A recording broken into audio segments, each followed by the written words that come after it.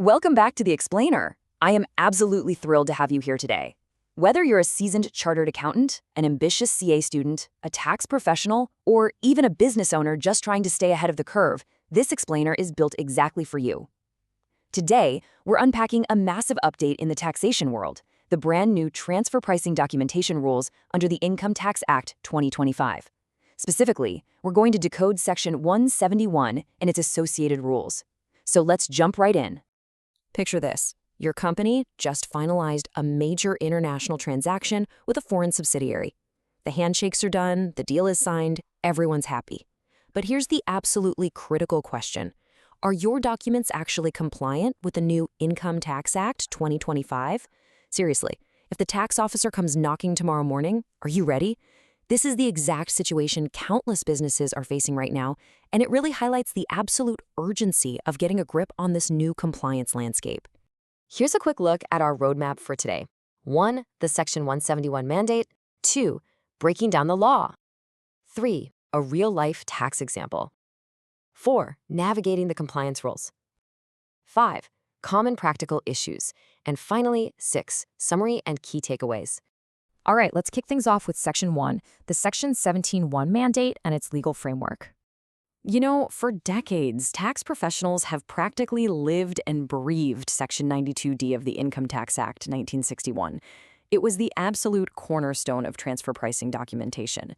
Well, under the new 2025 Act, Section 171 directly replaces Section 92D.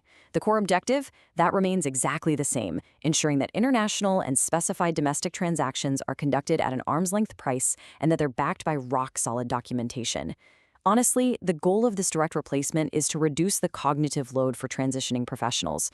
You're basically just taking your old Section 92D knowledge and upgrading it to the new Section 171 framework. Now, here is one of the most fundamental and, frankly, refreshing shifts in the new law. Under the old 1961 Act, we were constantly juggling terms, right? Previous year for when the income is earned, and assessment year for when the tax is assessed. It caused endless confusion. Well, the 2025 Act fixes this beautifully. Both of those terms have been tossed out and replaced by a single, unified concept, the tax year. So if income is earned in the financial year 2026-27, it's simply referred to as tax year 2026-27. This single reference applies across all your documentation. Keep this top of mind because falling back into old assessment year terminology is going to be a super easy trap to fall into. Moving on to Section 2, breaking down the law, specifically who this actually applies to. Section 171.1 makes it crystal clear. There are 3 specific categories of taxpayers who are legally mandated to keep and maintain these prescribed documents. First, anyone entering into an international transaction.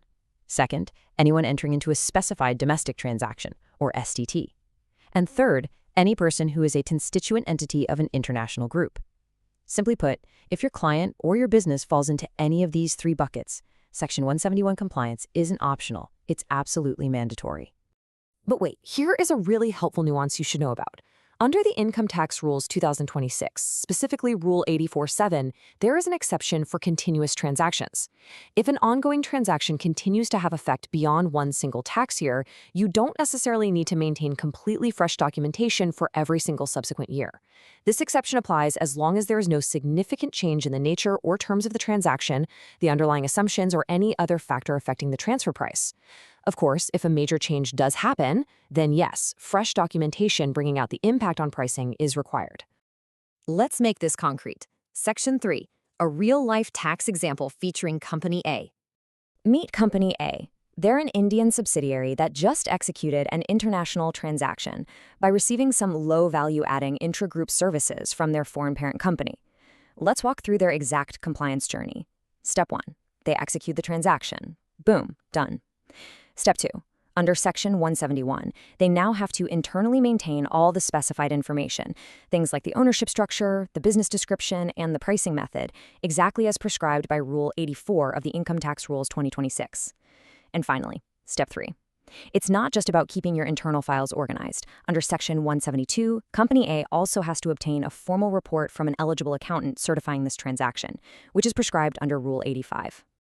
All right, Section 4, navigating the specific compliance rules. To really master this, you need to grasp the dynamic between these 2 rules. Rule 84 is all about your internal compliance.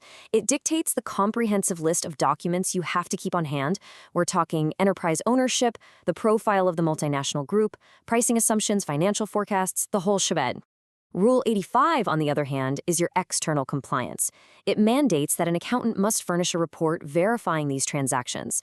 And take note of this report is filed using the new Form 48. So for those of you transitioning from the old law, Form 48 is effectively your new Form 3 CEB.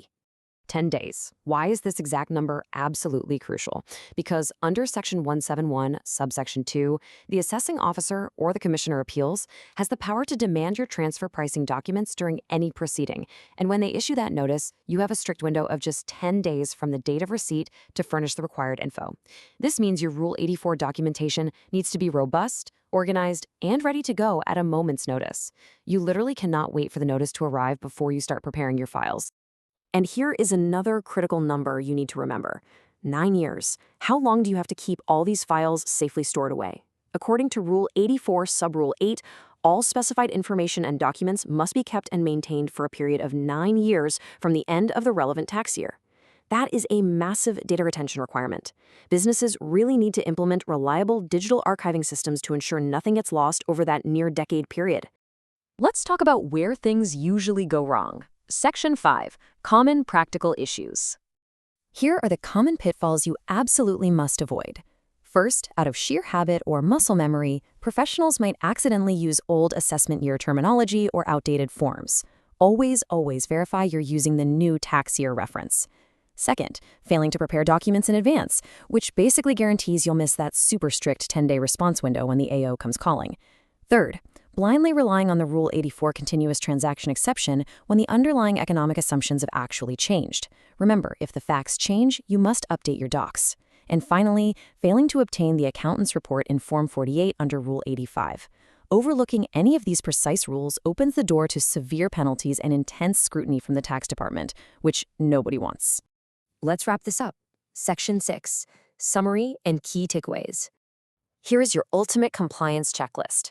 First, remember that Section 171 is your new Section 92D for transfer pricing documentation.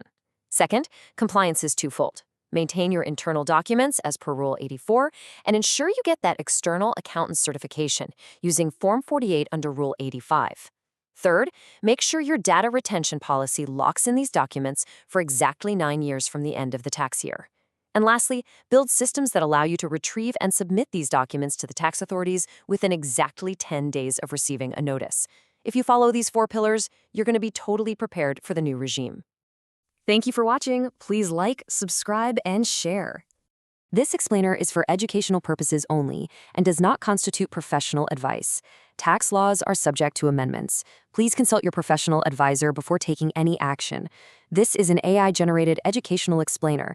But before we go, as you audit your own records today, ask yourself, if the AO issued a notice tomorrow morning, are you truly confident your files would survive a 10-day deadline under the 2025 Act?